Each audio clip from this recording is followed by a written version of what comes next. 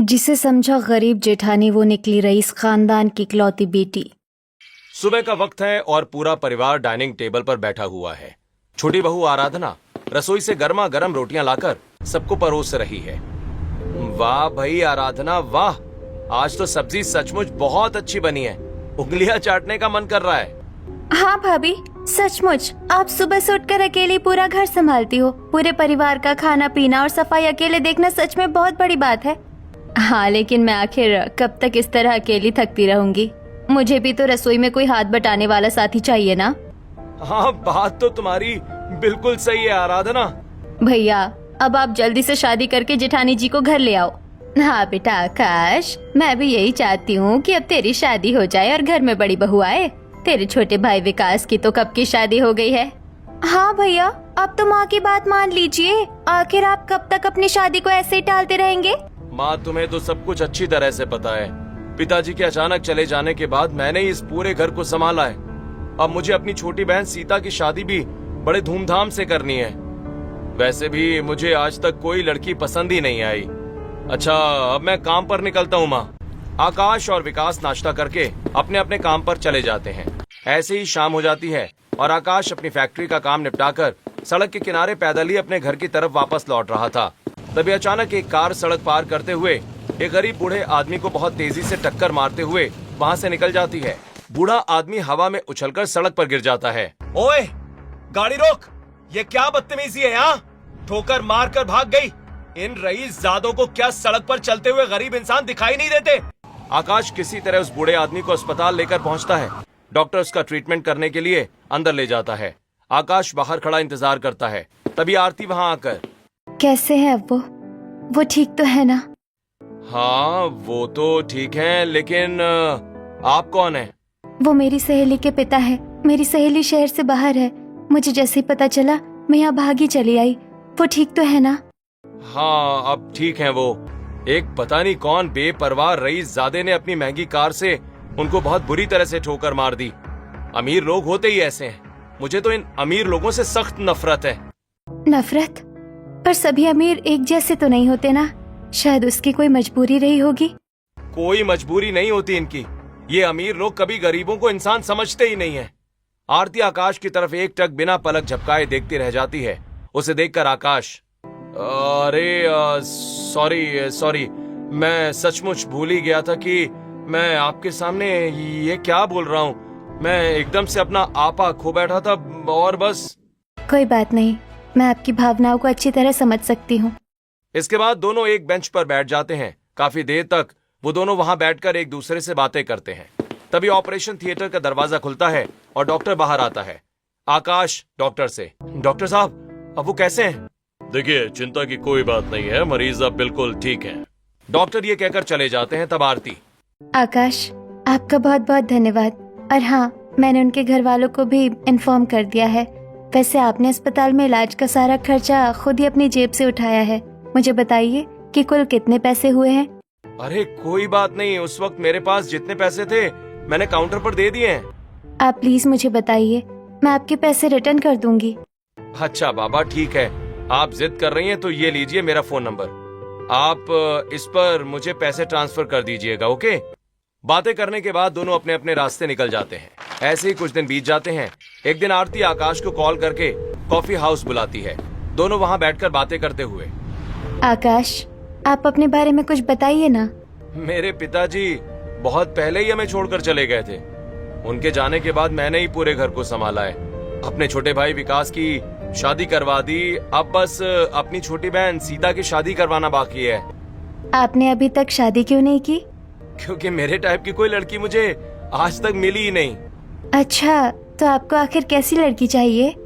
मुझे एक ऐसी लड़की चाहिए जो गरीब हो और जो मेरी गरीबी को अच्छी तरह समझ सके, जो पैसों के पीछे ना भागे और मेरी भावनाओं को समझ सके। खैर, तुमने तो मेरे बारे में सब कुछ पूछ लिया, अब तुम भी तो कुछ अपने बारे में बताओ। मैं कनाथ लड़की हूँ। इस पूरी दुनिया में मेरा अपना कहने वाला कोई भी नहीं है। एक छोटे से किराए के कमरे में अकेली रहती हूँ। दिन भर मेहनत करके कमाती हूँ और खुद को पालती हूँ। बचपन से ही मेरे माता पिता मुझे छोड़कर चले गए थे। वो दोनों भी बहुत गरीब थे। मेरे लिए पीछे कुछ छोड़कर नहीं गए। मैं तुम्हारी इस गरीबी को बहुत अच्छे से समझ सकता हूँ। आखिरकार हम दोनों एक जैसे ही तो हैं। दोनों कॉफी हाउस से बाहर निकलते हैं और अपने अपने घर की राह ले लेते हैं। धीरे धीरे दोनों की मुलाकातें बढ़ने लगती हैं और दोनों को प्यार हो जाता है। एक दिन आकाश मंदिर में आरती से शादी कर लेता है और उसे लेकर घर आ जाता है। सारा परिवार आकाश और आरती को देखकर चौंक जाता है। उसे देखकर सविता, आकाश, ये कौन है? आकाश अपने परिवार को सारी बातें बता देता है। सारी बातें सुनकर सविता खुश होते हुए, आरती बहू, आज तुम भी हमारे परिवार का हिस्सा हो। हाँ जेठानी जी, हमें तो ना जाने कब से आकाश भैया की दुल्हन का इंतजार था। भैया तो सचमुच बहुत किस्मत वाले हैं जो उन्हें आप जैसी पत्नी मिली। जेठानी जी आइए मेरे साथ, मैं आपको आपका कमरा दिखा देती हूँ। आराधना आरती का हाथ पकड़कर उसे कमरे की तरफ ले जाती है। आरती अपने कमरे में जाकर आराम करती है। अगले दिन आराधना आरती को खाना बनाना सिखाती है। दोनों मिलकर सभी लोगों के लिए खाना परोसते हैं। परिवार के सभी लोग खाना खाकर नई बहू के खाने की तारीफ करते हैं। ऐसे ही कुछ दिन बीत जाते हैं और एक दिन सीता अपने कमरे में आईने के सामने खड़ी होकर रो रही है। तभी आरती वहाँ आकर, सीता, क्या हुआ? तुम इस तरह आईने के सामने खड़े होकर रो क्यों रही हो? भाभी, मेरी सहेली का जन्मदिन है और उसने मुझे अपनी पार्टी में बुलाया है। ये तो बहुत खुशी की बात है, इसमें रोने जैसी क्या बात है? भाभी, मेरी सारी सहेलियां बहुत अमीर घरों से है। वो सब पार्टी में बहुत महंगे और डिजाइनर कपड़े पहन कर आएंगी। मेरे पास तो एक भी नया सूट नहीं है, इसलिए मैं नहीं जाऊंगी। आरती को सीता की बात सुनकर बहुत दुख होता है। शाम को आरती बाजार की तरफ जाती है। बाजार से वापस आकर आरती एक गाउन सीता को देते हुए, ये लो सीता, इसे पहनकर देखो, ये बहुत ही स्पेशल ड्रेस है। मुझे पूरा यकीन है कि ये तुम पर बहुत ही ज्यादा खिलेगा। तुम इसे आज की पार्टी में पहनो। वाह भाभी, ये ड्रेस तो सचमुच बहुत ही ज्यादा खूबसूरत है। मैंने ऐसा डिजाइन सिर्फ टीवी पर और बड़े बड़े शोरूम्स में ही देखा है, लेकिन इतना महंगा गाउन आपके पास कहाँ से आया? अरे, मेरी एक बहुत अमीर दोस्त है और उसकी लॉन्ड्री है, मैं उसी से मांग कर लाती हूँ। तुम इसे पहनो, तुम पर ये बहुत अच्छा लगेगा। थोड़ी देर में सीता वो डिजाइनर ड्रेस पहनकर बाहर आती है। तभी आराधना भी वहाँ आ जाती है। अरे वाह, तुम तो बिल्कुल किसी राजकुमारी जैसी लग रही हो। आराधना, देखो हमारी सीता इस ड्रेस में कितनी प्यारी लग रही है ना? हाँ, लग तो अच्छी रही है, लेकिन जेठानी जी, ये ड्रेस तो बहुत ही ज्यादा महंगी लग रही है। ये आई कहाँ से? मैंने बताया ना आराधना, मेरी एक अमीर सहेली की लॉन्ड्री है, मैं उसी से मांग कर लाई हूँ। अच्छा, आपकी सहेली तो बहुत ही ज्यादा दरिया दिल लगती है, जो इतनी कीमती चीजें आपको ऐसे दे देती है। हमारे नसीब में तो ऐसी कोई सहेली नहीं है। नहीं आराधना, वो बचपन की दोस्त है, इसीलिए वो मेरी मदद करती रहती है। इसमें इतना सोचने वाली कोई बात नहीं है। अब सीता घर से निकलती और पार्टी में पहुंचती है, जहां बर्थडे पार्टी चल रही है। चारों तरफ गुब्बारे और लाइट्स लगी हैं। रीमा और उसकी बाकी सहेलियां सीता को देखकर हैरान होते हुए, वाओ सीता, तुमने कितना सुंदर ड्रेस पहना है। ये तो मनीष मल्होत्रा का डिजाइन किया हुआ लेटेस्ट कलेक्शन का ड्रेस है ना? हाँ सीता, तू तो आज बहुत ही ज्यादा सुंदर और रॉयल लग रही है। इस ड्रेस की कीमत तो लाखों में होगी। तूने ये ड्रेस कहाँ से खरीदी, हमें भी बता। दरअसल ये ड्रेस मेरी भाभी ने मुझे गिफ्ट किया है। तेरी भाभी? लेकिन सीता, तूने तो कहा था कि तेरे बड़े भैया की शादी जिससे हुई है वो बहुत गरीब और अनाथ लड़की है, फिर उसके पास ये ड्रेस कहाँ से आई? मेरी भाभी की फ्रेंड बहुत ही ज्यादा अमीर है, वो हमेशा मेरी भाभी को ऐसे कपड़े देती रहती है। यार, तेरी भाभी की किस्मत तो बहुत अच्छी है जो उनके पास ऐसी दोस्त हैं।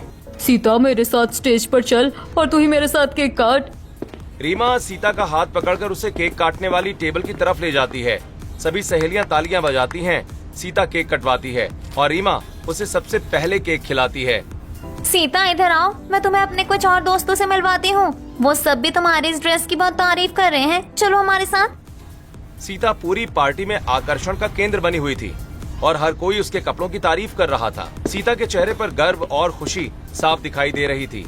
रात के समय सीता पार्टी से वापस घर लौटकर सीधे आरती के कमरे में जाती है, जहां आरती और आराधना दोनों बैठी हुई हैं। सीता आरती से, भाभी, आज रीमा और बाकी सब लड़कियां मुझे देखकर कैसे दंग रह गई। वो सब मुझसे पूछ रही थी कि ये ड्रेस कहाँ से आई। रीमा तो खुद आगे बढ़कर मुझसे केक कटवा रही थी और मुझे पूरी पार्टी में सब लोगों से मिलवा रही थी। सीता हंसते हंसते सब बता रही होती है कि अचानक उसकी आंखों में आंसू आ जाते हैं और वो चुप हो जाती है। सीता, क्या हुआ? अभी तो तुम इतनी खुश थी, फिर अचानक तुम्हारी आंखों में आंसू क्यों आ गए? भाभी, आज जब सब मेरी तारीफ कर रहे थे तो मुझे मेरी पुरानी कॉलेज की पार्टियां याद आ गई, जहाँ मैं पुराने कपड़े पहन कर गई थी। अरे देखो, सीता आ गई। इसके कपड़े देखो, ऐसा लग रहा है जैसे किसी पुराने बक्से से निकाल कर पहनाई हो। सही कहा रीमा, सीता तेरे कपड़े बहुत महंगे लगते हैं। क्या इसे मनीष मल्होत्रा ने डिजाइन किया है? मनीष मल्होत्रा तो बहुत दूर की बात है रीमा। इसकी औकात तो हमारे पड़ोस के मामूली टेलर से भी कपड़े डिजाइन करवाने की नहीं है। पता नहीं कहाँ से ऐसे कपड़े उठा लाती है। यार सीता, तुझे तो बहुत शर्म आती होगी ना, हम जैसे अमीर और हाई फाई लोगों के बीच में रहते हुए और हमारे साथ उठते बैठते हुए। तुम लोग मेरी इतनी बेइज्जती क्यों कर रही हो? मैंने तुम्हारा क्या बिगाड़ा है? भगवान ने चाहा तो देखना, एक दिन मैं भी मनीष मल्होत्रा का डिजाइन किया हुआ ड्रेस पहनकर दिखाऊंगी। सीता की बात सुनकर उसकी सहेलियां और ज्यादा ठहाके लगाकर हंसने लगती हैं। सीता रोते हुए वहाँ से भाग जाती है। सीता, तुम अब उन पुरानी बातों को याद करके अपना मन बिल्कुल भी छोटा मत करो। उनको जो बोलना है बोलने दो, तुम अपना दिल दुखी क्यों करती हो? हाँ सीता, जेठानी जी बिल्कुल सही कह रही है। आज तो तुमने उन सबको करारा जवाब दे ही दिया ना। अब रोना बंद करो और जाकर कपड़े चेंज कर लो। सीता अपने आंसू पोंछती है और मुस्कुराते हुए अपने कमरे में चली जाती है, लेकिन आराधना वहाँ बैठकर मन ही मन। इतनी सी बात पे सीता ने जेठानी जी को इतना बड़ा रिस्पॉन्स दे दिया। सिर्फ एक ड्रेस क्या लाकर दे दी, उनकी तारीफ के कसीदे पढ़ने लगी। ऐसे ही कुछ दिन और बीत जाते हैं। एक दिन आराधना झाड़ू लगाते हुए आरती के कमरे के अंदर पहुंचती है। बेड के नीचे सफाई करते वक्त उसका हाथ किसी चीज से टकरा जाता है। आराधना झुककर उस डिब्बे को बाहर निकालकर खोलती है। उसके अंदर एक कीमती स्मार्ट वॉच दिखाई देती है। आराधना उसे ऑन करके देखते हुए अपने आप से, ये तो रडार की ओरिजिनल वॉच है। इतनी महंगी वॉच, ये तो कई लाख की होती है। ये घड़ी जेठानी जी के कमरे में मिली है, जो खुद को अनाथ और गरीब कहती है। उनके पास ये लाखों की घड़ी कैसे हो सकती है? जरूर कुछ गड़बड़ है। तभी कमरे के दरवाजे पर आरती आ जाती है। आरती आराधना से, जेठानी जी, आपके कमरे से ये रडार की वॉच मिली है। अरे हाँ, ये घड़ी तो मेरी ही है। मैं इसे काफी दिनों से पूरे घर में ढूंढ रही थी। अच्छा हुआ जो ये तुम्हें सफाई करते वक्त मिल गई। लाओ, इसे मुझे दे दो। इतनी महंगी घड़ी आपके पास कहाँ से आई? अरे ये महंगी घड़ी नहीं है, ये तो सिर्फ 150 रुपए की मामूली वॉच है और ये रडार की फर्स्ट नकली कॉपी है। आरती हंसते हुए आराधना के हाथ से घड़ी ले लेती है, लेकिन आराधना मनी मन, 150 रुपए की स्मार्ट वॉच ऐसी बिल्कुल नहीं दिखती। इसमें तो बहुत सारे एडवांस फीचर्स दिख रहे थे जो सिर्फ ओरिजिनल में होते हैं। आराधना कमरे से बाहर निकल आती है, लेकिन उसका दिमाग लगातार उसी घड़ी के बारे में सोच रहा होता है। वो मनी मन एक फैसला कर लेती है। जेठानी जी बहुत सफाई में झूठ बोल रही हैं। मुझे हर हाल में पता लगाना पड़ेगा कि इस घड़ी और उसके गरीब होने का असली राज क्या है। उसी दिन से आराधना आरती पर हर वक्त नजर रखने लगती है। ऐसे ही कुछ दिन बीत जाते हैं। एक दिन विकास अपनी माँ से, माँ, मेरे कॉलेज के कुछ पुराने दोस्त शहर आए हुए हैं और वो सब हमारे घर पर आना चाहते हैं, लेकिन मैं समझ नहीं पा रहा हूँ कि उनको घर पर कैसे बुलाऊं। क्यों बेटा, इसमें इतना सोचने वाली क्या बात है? वो तुम्हारे दोस्त है, उनका हमारे घर पर पूरा हक है। तुम उन्हें खुशी खुशी बुला लो। माँ, मेरे दोस्त आज तक कभी हमारे घर पर नहीं आए हैं। अगर वो इस बार आएंगे तो हम उनको क्या खिलाएंगे? अच्छा खाना खिलाने के लिए तो हमारी हैसियत ही नहीं है। हाँ बेटा, बात तो तुम्हारी भी बिल्कुल सही है। घर की हालत ठीक नहीं चल रही है, राशन भी घर में बहुत थोड़ा सा ही बचा हुआ है। जाने दो माँ, मैं अपने दोस्तों को फोन करके मना कर देता हूँ। लेकिन छोटे, अगर तूने अपने दोस्तों को इस तरह से मना किया तो उनके सामने तेरी बहुत बड़ी बेइज्जती हो जाएगी ना। वो लोग तो हमेशा तुझे अपने घर बुलाते हैं। हाँ भैया, लेकिन क्या करूँ, गरीबी के आगे इंसान मजबूर हो जाता है ना। अरे विकास, तुम लोग इतना ज्यादा क्यों सोच रहे हो? घर में थोड़ा बहुत तो राशन है ना, और मैंने भी कुछ पैसे अपने पास बचा कर रखे हैं, तो सारा खर्चा हो जाएगा। सच भाभी, अगर ऐसा है तो मैं अभी फोन करके उनको कल दोपहर के खाने पर बुला लेता हूँ। आपका बहुत बहुत शुक्रिया भाभी। विकास तुरंत अपना फोन निकालता है और अपने दोस्तों को इनवाइट करने के लिए हॉल से बाहर चला जाता है। तब आरती अपनी सास से, माँ जी, मैं बाजार से दावत के लिए कुछ जरूरी चीजें लेकर आती हूँ। आरती घर से बाजार जाने के लिए बाहर निकलती है। उसके जाते ही आराधना मनी मन, इसने इतनी बड़ी दावत के लिए हाँ तो कह दिया है, लेकिन इनके पास खुद के खर्च से इतने पैसे कहाँ से बचे? घर का बजट तो मुझे अच्छे से पता है। मुझे इनका पीछा करके सच का पता लगाना ही होगा। आराधना भी आरती के पीछे पीछे बाजार की तरफ निकल जाती है। आराधना देखती है कि आरती बाजार में एक आधी उम्र के आदमी से मिलती है। सबसे पहले वो आदमी आरती को गले लगाता है और फिर हंसकर बातें करता है। अरे ये जेठानी जी किस गैर मर्द से गले मिल रही हैं? ये आदमी तो हमारे परिवार का नहीं है और ये दोनों इतनी हंस हंस के क्या बातें कर रहे हैं? वो आदमी अपनी जेब से एक बड़ा सा लिफाफा निकालता है जिसके अंदर नोटों की मोटी गड्डी साफ दिखाई दे रही है। वो मोटी नोटों की गड्डी आरती के हाथ में थमा देता है। फिर वो आदमी अपनी महंगी कार में बैठकर वहाँ से रवाना हो जाता है। आरती पैसे लेकर दुकान की तरफ बढ़ती है। अच्छा, तो ये बात है। लगता है जेठानी जी का इस बूढ़े आदमी से कोई चक्कर चल रहा है और उसी से पैसे लेकर ये घर में सब कुछ खरीदती है और महान बनती है। आराधना वापस अपने घर आ जाती है। थोड़ी देर के बाद आरती हाथ में भारी भारी थैले लिए घर के अंदर आती है, सारा सामान टेबल पर रखते हुए।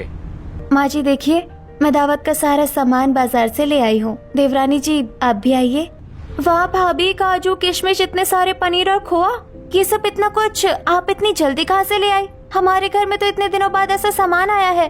हाँ आरती बहू, ये सारा सामान तो बहुत ही ज्यादा महंगा और बढ़िया क्वालिटी का लग रहा है। तुम्हारे पास इसके लिए इतने पैसे कहाँ से आए? माँ जी, जब मैं पहले झोपड़पट्टी वाले इलाके में रहती थी ना, तो वहाँ मेरी एक जान पहचान की बड़ी दुकान थी। मैं वहाँ पर पहले कभी काम किया करती थी, तो उन्होंने ये सब कम दाम में दे दिया। कितनी बड़ी झूठी है ये जेठानी। अपना वो गंदा चक्कर छुपाने के लिए पूरे परिवार के सामने कैसा मनगढ़ंत बहाना बना रही है। दोनों बहुएं रसोई में जाकर मेहमानों के लिए खाना बनाती हैं। खाने में काजू करी, गाजर का हलवा, मखाने की सब्जी, पूरी, रायता, पुलाव, सलाद, सब कुछ बनता है। थोड़ी देर के बाद विकास के दोस्त घर आते हैं। दोनों बहुएं मिलकर उन्हें खाना परोसती हैं। सभी लोग खाना खाकर खाने की बहुत तारीफ करते हैं। खाना खाकर मेहमान चले जाते हैं। पूरा परिवार मेहमानों को विदा करके आराम करने के लिए अपने अपने कमरों में चला जाता है। अपने कमरे में बैठकर आकाश आरती से, आरती तुम कितनी अच्छी हो यार। आज तो तुमने मेरे छोटे भाई विकास का सिर पूरे समाज और उसके दोस्तों के सामने गर्व से ऊंचा कर दिया। मैं आज तुमसे बहुत ज्यादा खुश हूँ। ये तो मेरा फर्ज था जो मैंने पूरा किया। तभी अचानक आकाश के फोन पर किसी मधुर का कॉल आता है।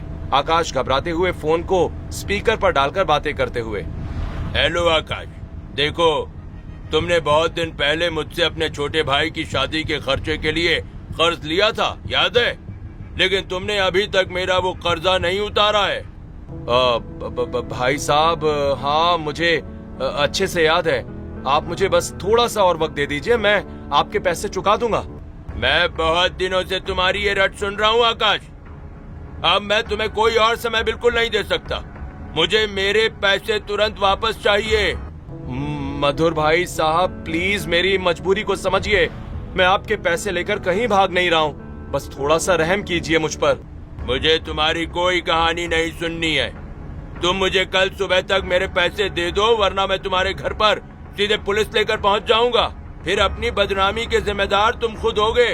मधुर फोन काट देता है। आकाश अपना सिर पकड़कर बेड पर बैठ जाता है। सारी बातें समझकर आरती, भगवान पर भरोसा रखिए, सब कुछ बहुत जल्द ठीक हो जाएगा। अगले दिन सुबह आकाश सभी को मधुर के फोन और पुलिस की धमकी के बारे में बता रहा होता है। तब सविता, हे भगवान, हमारे घर पर पुलिस आएगी, समाज में हमारी क्या इज्जत रह जाएगी। सीता की शादी के लिए कल को कोई लड़का हमारे दरवाजे पर कदम नहीं रखेगा। माँ जी आप चिंता मत कीजिए, मैं अपनी एक पुरानी सहेली से उधार मांग कर देखती हूँ। मुझे पूरा यकीन है कि वो मेरी मदद जरूर कर देगी।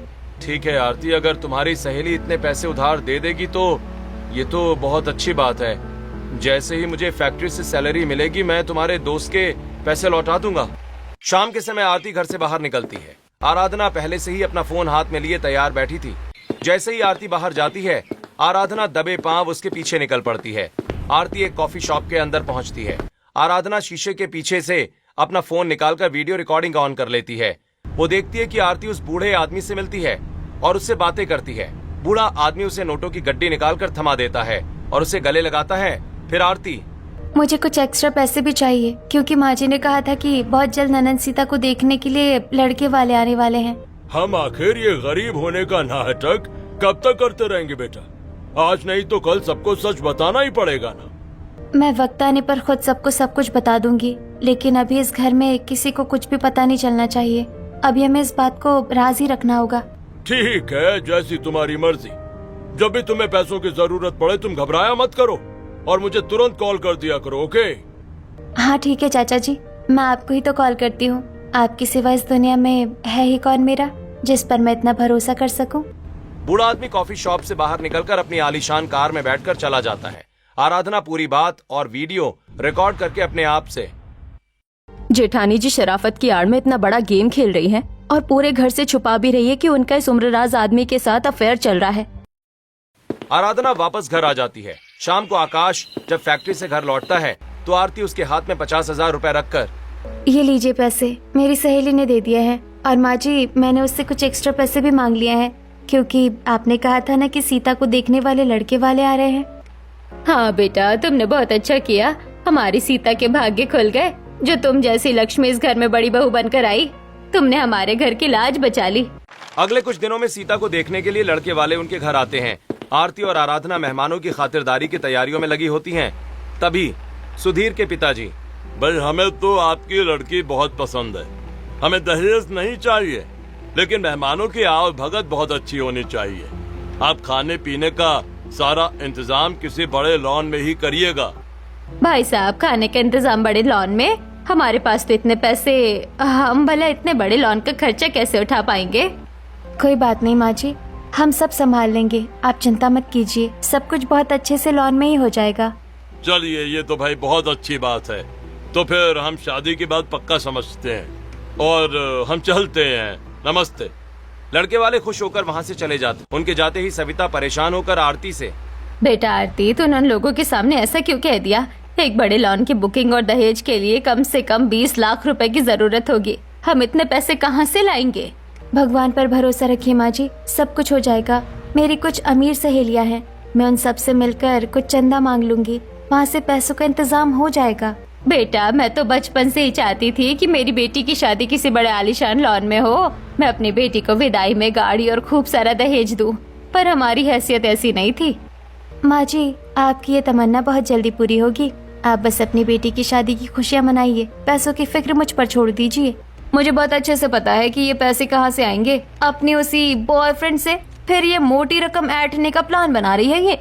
अगले दिन दोपहर को आरती तैयार होकर कमरे से बाहर आती है और सविता से, माँ जी, मैं अपनी सहेली से पैसे लेने बाजार जा रही हूँ। माँ जी चलिए ना, हमें भी तो बाजार में सीता की शादी की शॉपिंग करनी है। हम भी जेठानी जी के साथ चलते हैं। अगर ये लोग आज मेरे साथ बाजार गए तो मेरा सारा राज सबके सामने खुल जाएगा। अरे माँ जी, पहले अपनी सहेली को फोन करके पूछ लेती हूँ कि वो घर पर है या नहीं। आरती नाटक करते हुए कोने में जाकर फोन मिलाती है और थोड़ी देर के बाद वापस आकर, माँ जी, मेरी सहेली ने तो अभी साफ मना कर दिया। उसने कहा कि उसके पास अभी पैसे नहीं है। कैसे झूठ बोलकर बच रही है? तुम अकेले छुपकर कहाँ से पैसे लेकर आती हो? मैं तुम्हें कभी अकेले जाने नहीं दूंगी। भैया, अब तो हमारे पास सिर्फ एक ही रास्ता बचा है। हमारी बहन की शादी का सवाल है, हम इस पुश्तैनी घर को बैंक में गिरवी रख देते हैं। हाँ छोटे, हमारे पास इसके अलावा कोई और रास्ता भी नहीं बचा है। मैं कल ही जाकर बैंक में बात करता हूँ और घर गिरवी रखकर पैसे ले आता हूँ। अगले दिन आकाश बैंक जाता है और अपना घर गिरवी रखकर शादी के कुछ जरूरी पैसों का इंतजाम करके आता है। इस बात से सभी उदास हो जाते हैं। अगले दिन दोपहर में घर के सभी लोग अपने अपने कमरों में गहरी नींद में सो रहे थे। तभी आरती दबे पांव बाहर निकलती है और उसे बाहर निकलता देख आराधना मन ही मन, अच्छा, तो अब चोरी से जा रही है अपने आशिक से मिलने। आज तो मैं इनका पीछा करके रंगे हाथों सबूत इकट्ठा करूंगी। आरती पार्क में पहुंचती है। वहाँ बूढ़ा अधेड़ आदमी पहले से ही एक बड़ा सा बैग हाथ में लिए खड़ा होता है। आरती उसके पास जाकर, आप पूरा अमाउंट लेकर आए हो ना? इस बार मुझे बहुत ज्यादा पैसों की जरूरत है। हाँ आरती, मैं पूरे 20 लाख रुपए इस बैग में रख कर लाया हूँ बेटा। लेकिन आरती, तुम इतनी बड़ी रकम अपने घर वालों को देकर बताओगी क्या? कोई भी इतनी बड़ी रकम किसी को उधार ऐसे नहीं दे देता बेटा, वो लोग शक करेंगे। ये तो मैंने अभी तक बिल्कुल नहीं सोचा, लेकिन मैं अपनी ननद की शादी टूटने नहीं दे सकती और न ही अपना घर बिकने दे सकती हूँ।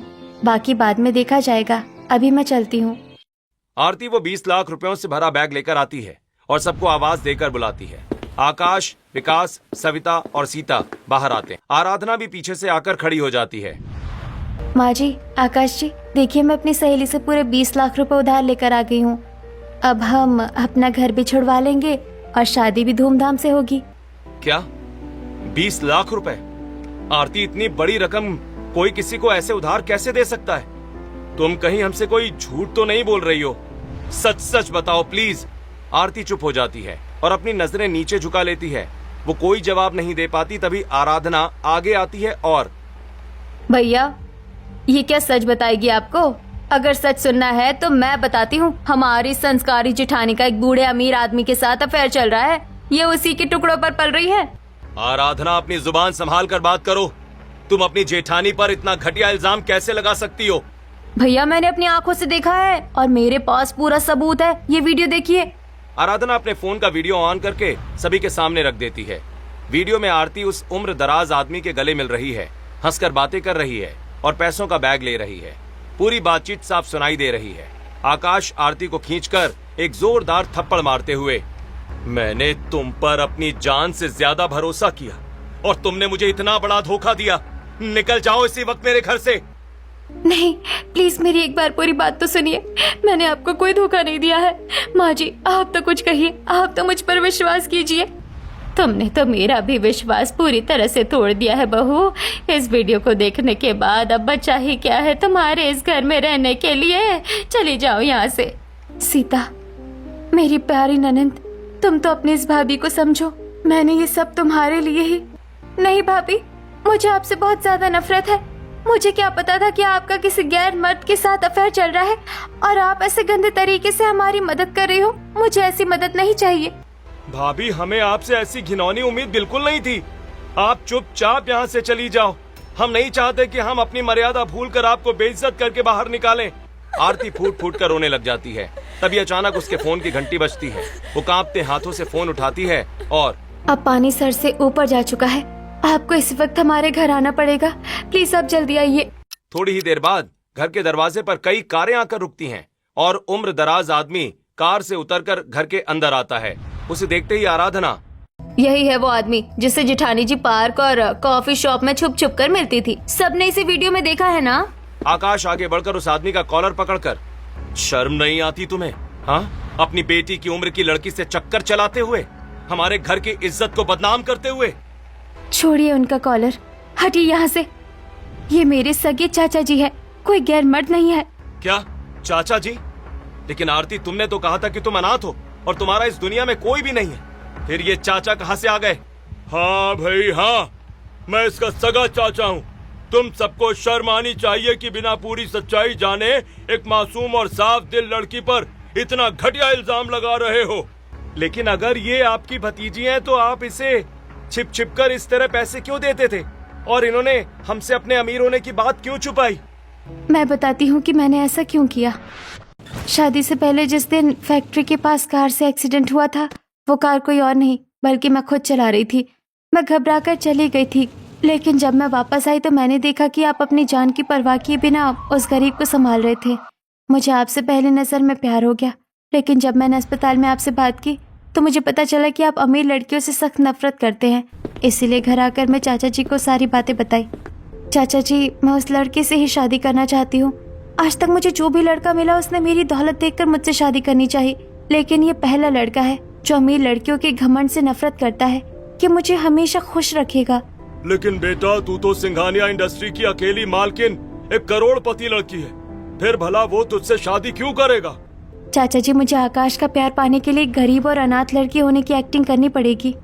ठीक है बेटा, अगर तेरी खुशी इसी में है तो मैं भी खुश हूँ। आरती की ये सच्चाई सुनते ही पूरे घर के पैरों तले जमीन खिसक जाती है। आकाश का सिर शर्म से झुक जाता है। जेठानी जी, मुझे माफ कर दीजिए, ये सब मेरी ही गलती है। मुझे पहले आपसे पूरी तरह कंफर्म करनी चाहिए थी, लेकिन मैंने शक के चक्कर में पूरे परिवार को गुमराह किया। मुझे माफ कर दीजिए। आरती, मुझे अपनी इस हरकत पर बहुत ज्यादा अफसोस है यार। मैंने बिना सोचे समझे तुम पर हाथ उठा दिया। मैं तुम्हारी सच्ची मोहब्बत के काबिल ही नहीं हूँ। मुझे माफ कर दो। बेटा आरती, हम सब गुनहगार है तुम्हारे। तुमने हमारे घर को बचाने के लिए इतना बड़ा त्याग किया और हमने तुम्हें बदचलन कह दिया। हमें माफ कर दो बहू। कोई बात नहीं माँ जी, आप सब मेरे अपने हैं। अपनों से कैसी नाराजगी। सुबह का भूला अगर शाम को घर लौट आए तो उसे भूला नहीं कहते। तभी सविता के फोन पर सीता के होने वाले ससुराल वालों का फोन आता है। हेलो समधन जी, हमारे यहाँ शादी की सारी तैयारियाँ पूरी हो चुकी हैं। बारात लेकर हम कल सुबह आपके बताए हुए लॉन में पहुँच रहे हैं। आरती अपनी सास के हाथ से फोन लेते हुए, अब बारात आप वहाँ नहीं बल्कि शहर की सबसे आलीशान बंगले सिंघानिया हाउस में लेकर आइए। आरती पूरे परिवार को साथ लेकर शहर के सबसे महंगे और आलीशान सिंघानिया विला पहुंचती है। बहुत बड़ा बंगला देखकर सविता, आराधना और सीता की आंखें फटी की फटी रह जाती हैं। आरती सिंघानिया खानदान की इकलौती करोड़पति वारिस है। घर के बाहर कई महंगी कारें खड़ी हैं। बहू आरती, ये इतना बड़ा बंगला तुम्हारा है? तुमने तो मेरी जिंदगी की सबसे बड़ी तमन्ना पूरी कर दी। मुझे तो अभी भी यकीन नहीं हो रहा है कि मैं किसी महल में खड़ी हूँ। अगले दिन सीता की शादी बहुत ही ज्यादा धूमधाम और शाही अंदाज में सिंघानिया विला से संपन्न होती है। आरती अपनी ननद को विदाई में कालीशान चमचमाती कार और खूब सारा दहेज देती है। सीता, हमेशा खुश रहना। इस भाभी का आशीर्वाद हमेशा तुम्हारे साथ है। सीता रोते हुए अपनी बड़ी भाभी आरती के गले लग जाती है। पूरा परिवार खुशियों के आंसुओं के साथ मुस्कुराता है। आरती और आकाश एक दूसरे का हाथ थाम लेते हैं और इस खूबसूरत मोड़ पर हमारी ये कहानी यहीं पर समाप्त हो जाती है।